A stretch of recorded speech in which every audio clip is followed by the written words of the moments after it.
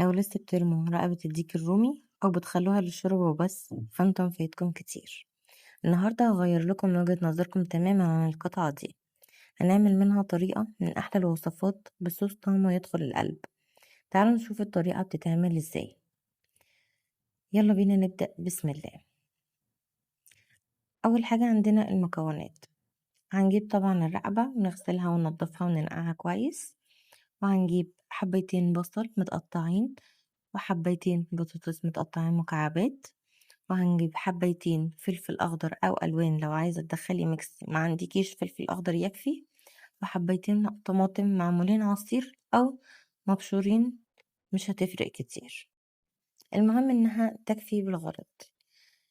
هنجيب معلقتين زيت على معلقتين سمنه يسخنوا كويس، وهنحط الرقبه تتشوح لحد ما توصل للدرجه دي. اول ما توصل للدرجه دي هنشيلها من الزيت بتاعها على جنب، وهننزل بالبصل. هنقلب البصل كويس جدا لحد لما يدبل معانا خالص، وهنقلب فيه من حين لآخر لحد ما يبدأ ويوصل للدرجة دي. أول ما يوصل للدرجة دي هنجيب فصين توم مفرومين، هنحطهم على البصل ونقلبهم، نقلب فيهم لحد ما نشم ريحة التوم ظهرت. هنبدأ ننزل بالخضار واحدة واحدة. أول حاجة هننزل بيها البطاطس. هنحط البطاطس ونقلب فيها كويس، لازم نشوحها كويس مع البصل، والتوابل بتاعتنا هتكون بسيطة مش كتير. التوابل بتاعتنا هتكون عبارة عن ملح، نص معلقة فلفل، ونص معلقة بهارات، وفصين حبهان بس دول ما ظهروش وانا بحطهم. هنقلب التوابل مع البطاطس ونشوح في البطاطس كويس لحد ما نحس ان البطاطس اتشوحت ولونها اتغير معانا. هنروح نازلين بالفلفل، هنقلب الفلفل مع البطاطس بحس ان هو مش دبل، لا سخن معانا كده بس.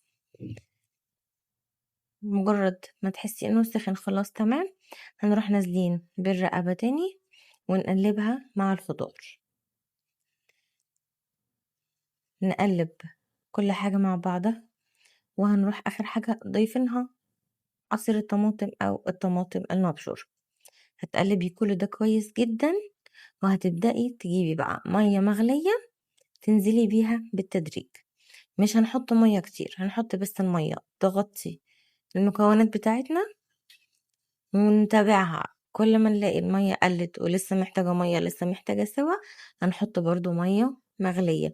منحطش مية باردة خالص، هنحط مية مغلية وهنتابع فيها، نبص نقلب. ها تمام، محتاجة مية نحط برضو المية تكون مغلية، منحطش مية باردة او مية من الحنفية، ده هيبطأ سواها. لازم نضيف المية تكون مغلية عشان توصل لدرجة الغليان اللي هي فيها تاني وتكمل في السوا. هنتابعها هنلاقيها استوت، هنطفي عليها. حابة تحطيها في طاجن وتدخليها الفرن مفيش مشكلة. حابة خلاص كده تقدميها مع رز أبيض أو رز بشعرية هتبقى حلوة جدا، مفيش أي مشكلة.